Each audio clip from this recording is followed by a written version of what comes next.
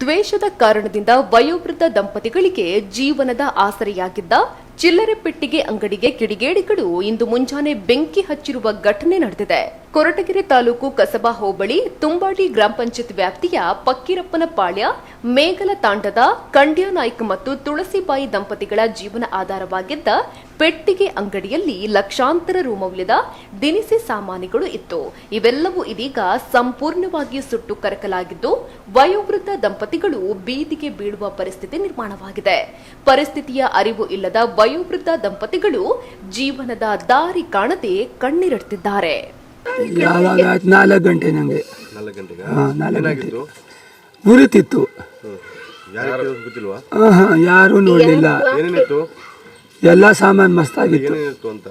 ಏನು ಅಂಗಡಿ ಸಾಮಾನೆಲ್ಲ ಇತ್ತು. ಒಂದು ಹೆಚ್ಚು 1 ಲಕ್ಷ 1.5 ಲಕ್ಷ ಸಾಮಾನಿತ್ತು. ಎಲ್ಲ ಏನು ಒಂಚೂರಿಲ್ಲ.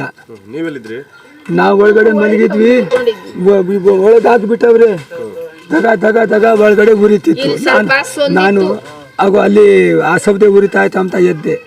ಆಮೇಲೆ ನೋಡಿದ್ರೆ ಒಳಗಡೆ ಎಲ್ಲ ಉರಿತಿತ್ತು.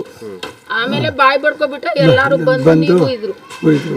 ಆ ಥರದ್ದು ಒಂಚೂರು ಇಲ್ಲ.